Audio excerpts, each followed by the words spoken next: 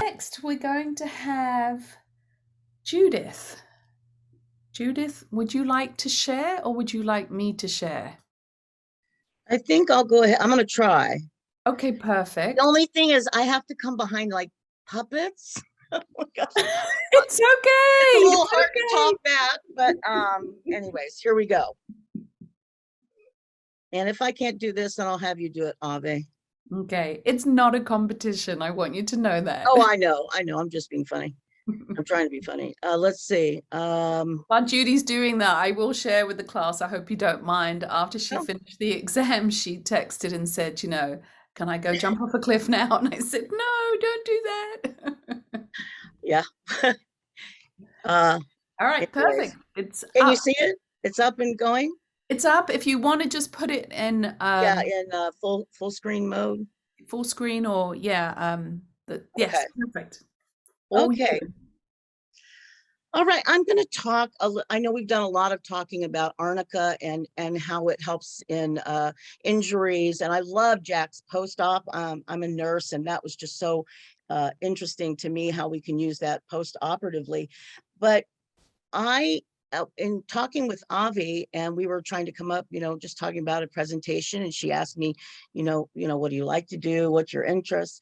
And I do have a little place in the mountains that I go to, and I love it. But at the first couple of days, it's only around 5,000 feet, but the first couple of days I'm there, I do experience a headache, and sometimes going out to walk, I'll be a little short of breath.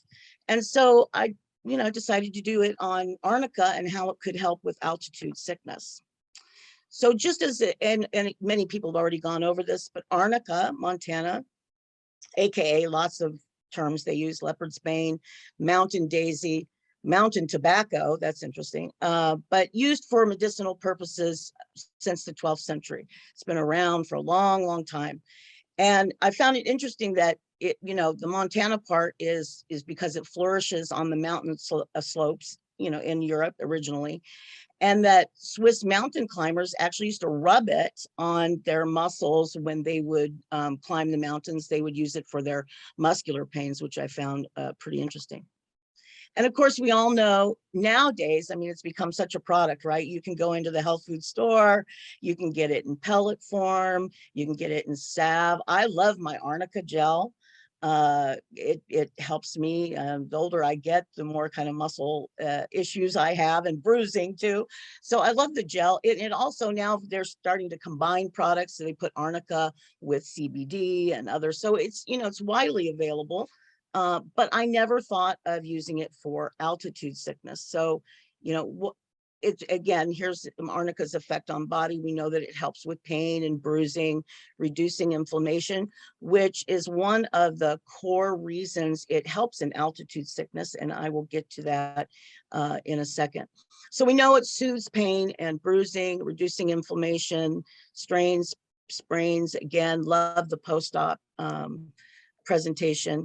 And altitude sickness. So, to understand how it helps with altitude sickness, what is altitude sickness? So altitude sickness, if you look at this chart, if we go down to sea level, hopefully you can see that, sea level, you have 100% oxygen available.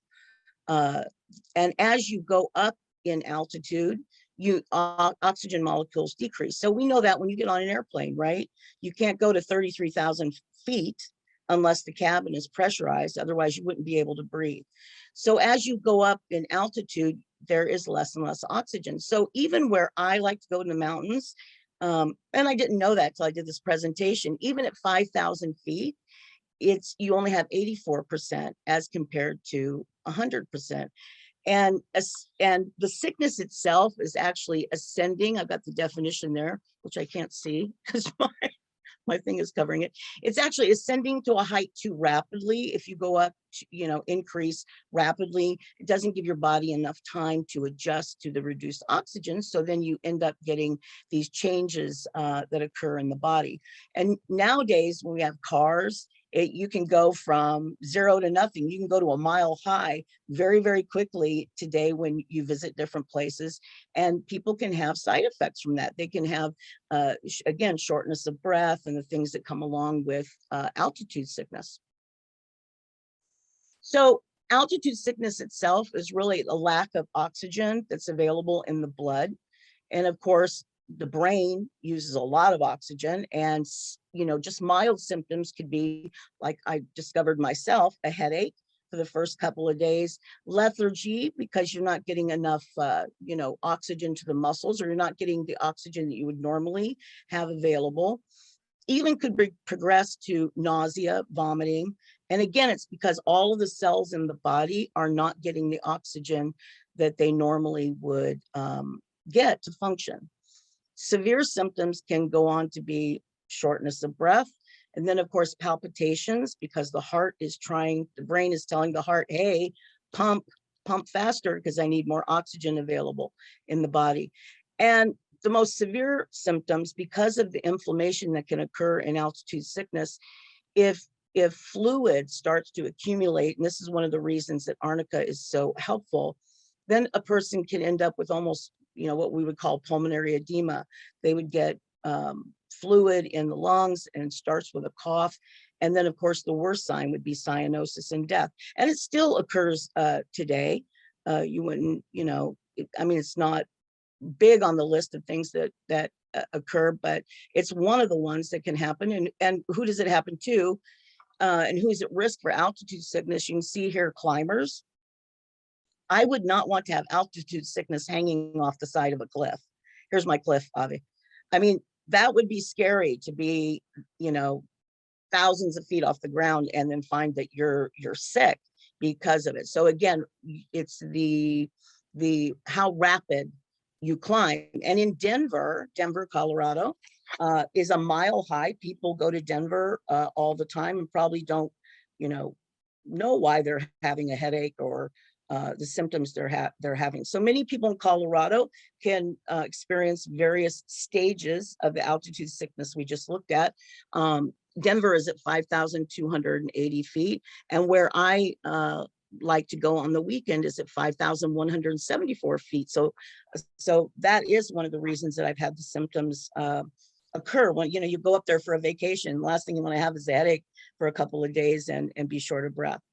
So why is Arcina Montana a remedy for altitude sickness? Like I said, one of the things that can occur when you have any injury or the body perceives there is an injury is you can have inflammation. And inflammation really is a good thing in most cases. So for instance, if you do have an injury to your hand, you hit your hand or you have a cut, one of the ways the body can help in that injury is to the inflammation brings more oxygen, more fluid to that area. And that's one of the reasons you have swelling, is because the body is attempting to get white blood cells, red blood cells to the area to help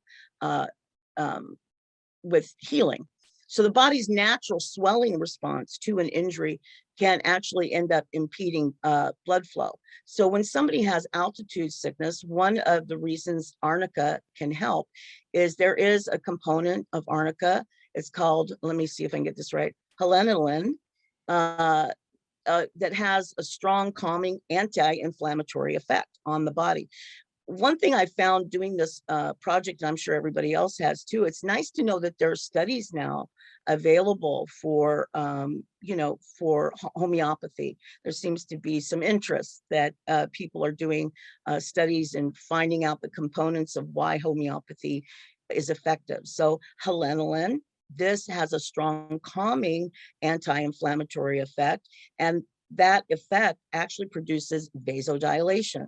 So that means the vessel is open, it's bigger, and it supplies more blood flow to the area. That's one of the reasons arnica is so helpful in bruising too as well. It provides more blood flow for healing and oxygen delivery to the tissues. So altitude sickness, how to avoid it? Well, don't climb any higher. Obviously, if you're feeling sick, the idea would be to rest and wait, because that's what causes altitude sickness, going too high too fast. camp. If you are doing mountain climbing camp, wait a day maybe or a couple days until the symptoms subside. So then you can you go a little higher. That could take up to a couple of days. Make sure to avoid alcohol and cigarettes. I know people think alcohol is a vasodilator, but the more alcohol has an effect on the body, it actually ends up vasoconstriction of the vessels. Same with cigarettes. So that's the last thing you want, is to diminish your capability of getting oxygen. Encourage deep breathing every few minutes to decrease the level of carbon dioxide in the blood. And of course, oxygen would be, if it was available, administer oxygen. And don't forget to pack your arnica. Thank you. So great and so informative. That was really great. Yes, I can see. And does anyone have any questions for Judy? Yes, here, Ratna. So what is the arnica, because it really helped with the altitude sickness. So what is the potency we are recommending for that? You know, I would probably start with 30C, but I haven't been able to kind of try it out on myself because I haven't been up there for a while. Okay. I had to study for my exam. Okay. But you know, the next time I go, which is hopefully around the 4th of July weekend, I'm going to try starting with 30C and see how that affects me. I'm gonna use it myself. Yeah, thanks. If anybody else has any, I'm planning to go to Himalayas in July, so that's why I'm just curious. Yeah, wow, and it's a great help. Thank you. Yeah, you're welcome. I mean, I wish I had, if anybody else has any ideas, but that's what I would start with. There's a couple of other remedies that you can use for altitude sickness, especially if you're going up to the Himalaya. Yeah, please. Himalayas, which are pretty high. I love to have that. Thank you. Please share. Ratna, you have the book. I do. You have the book. But when I hear from someone, that would be. Thank you. That's great. Well done. Very, very nice research and background. I just love it. So let's give some congratulations and love to Judy. Thank you so much, Judy. That was excellent. So fabulous.